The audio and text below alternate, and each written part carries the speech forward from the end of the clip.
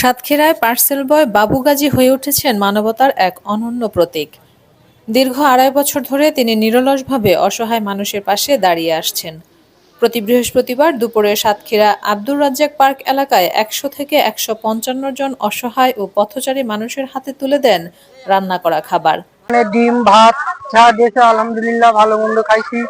একটা আজানের পরে আইছি এখানতে ডাল ভাত খাই, আমরা আবার চলে যাই, খুব সুন্দর ভাবে খাই। ডিম ভাত গোশ প্রতি সপ্তাহে। এরকম তো বড় লোকেরা কেউ দেয় না, ফকিরিকে তো কেউ খাতে দেয় না, টাউনে দেয় না। আল্লাহ প্রতিদিন আমরা বিশুদ্ধারে বাবু ভাই আমাদের খাতে দেয় ডিম ভাত গোশ মাছ।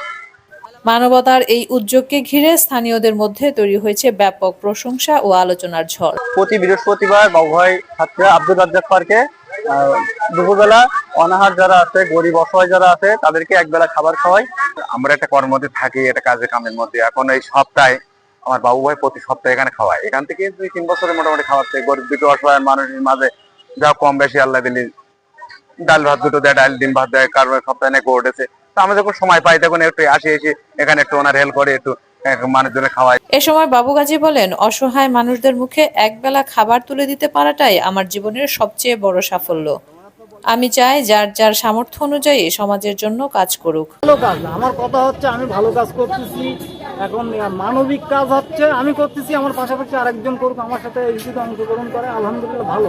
কিন্তু আসলে উদ্দেশ্য এবং নিয়ে থাকা লাগবে ভালো। হ্যাঁ, এটা নিয়ে কোনো ব্যবসা বিজনেস মানে এটা আখেরাতের হিসাব করতে হবে, আমি যেরকম করি ওইরকম হিসাব করতে হবে।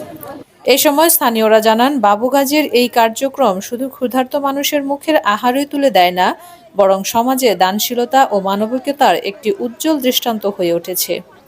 তার এই নিরলস প্রচেষ্টা আগামী দিনে আরও অনেককে অনুপ্রাণিত করবে বলে আশাবাদ ব্যক্ত করেছেন তারা।